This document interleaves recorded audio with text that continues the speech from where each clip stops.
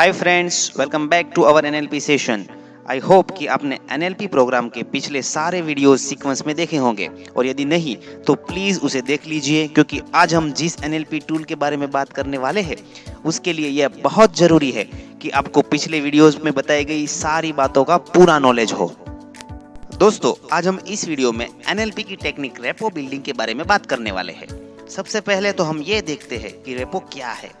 वास्तव में रेपो का मतलब होता है तालमेल बनाना या फिर एक दूसरे के साथ स्ट्रॉन्ग कनेक्शन क्रिएट करना।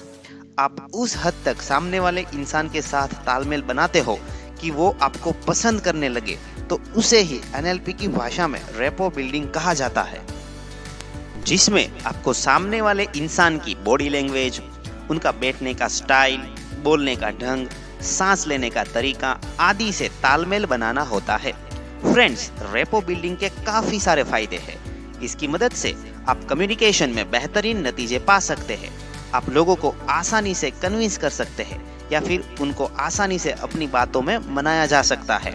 रेपो बिल्डिंग से हम लोगों के साथ विश्वास और समझ पैदा कर सकते हैं। हम दूसरे लोगों के दृष्टिकोण को देख सकते हैं और उन्हें आसानी से समझ सकते हैं।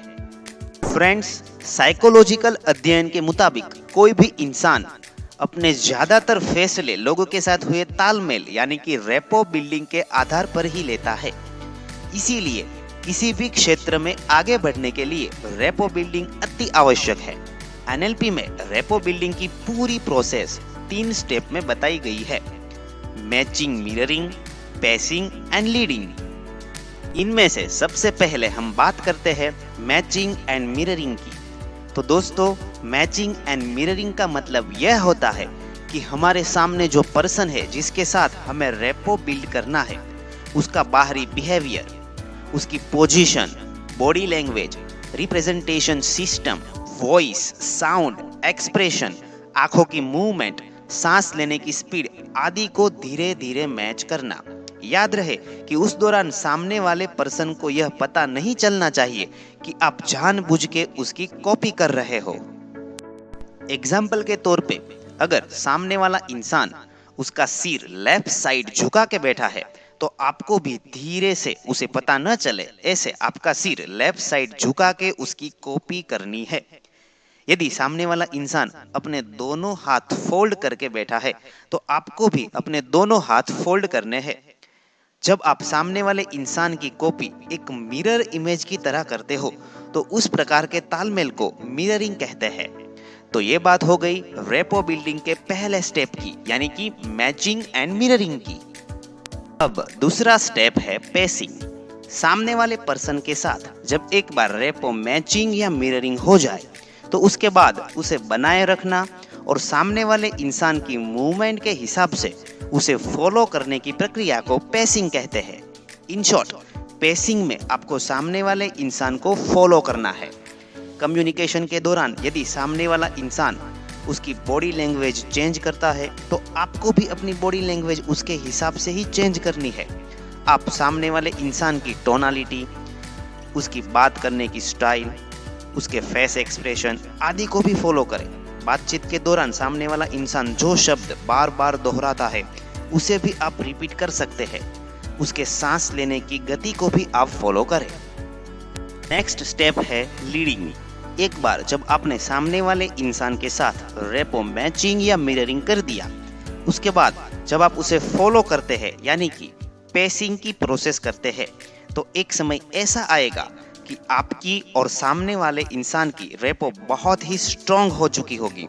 उसके बाद जब आप जाने या अनजाने में कोई हलन चलन करेंगे, तो सामने वाला इंसान सबकॉन्शियसली हूबहू आपकी कॉपी करेगा। एग्जाम्पल के तौर पे, उस वक्त यदि आप अपने एक हाथ को टेबल की ओर झुकाओगे, तो सामने वाला इंसान भी सबकॉन्शियसली उसका एक हाथ टेबल की ओर झुकाएगा, और इस तरह रेपो की कमान अब आपके बस में आ चुकी होगी और आप लीडिंग कर चुके होगे। जैसे ही आप लीडिंग करते हो, उसके बाद सामने वाले पर्सन को आप आसानी से कन्विंस भी कर सकते हो, क्योंकि अवचेतन रूप से आपने उसके हर एक हलन चलन को, उसके विचारों को, आवाज को कॉपी किया है। वो इंसान जैसा है वैसे ही आप बन चुके हो। इसीलिए अब आप जैसा कहोगे वह उसे अच्छा लगने लगेगा। उसके बाद अगर आप कोई डील भी करोगे तो वह उसे जरूर एक्सेप्ट करेगा। तो फ्रेंड्स, ये थी एनएलपी की रेपो बिल्डिंग की पूरी प्रोसेस। हर कोई सक्सेसफुल पर्सन ज्यादातर जाने या अनजाने में रेपो बिल्डिंग की टेक्निक का इस्तेमाल करता ही है।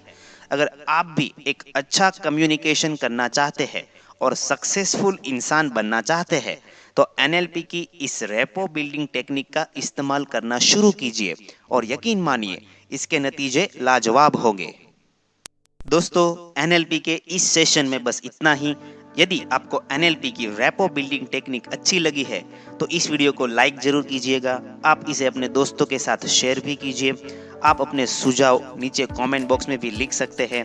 और हाँ, यदि आप इस चैनल पर नए हैं तो please subscribe my YouTube channel and press the bell icon ताकि आपको मेरे अगले वीडियोस की नोटिफिकेशन सबसे पहले मिलती रहे। अलविदा दोस्तों।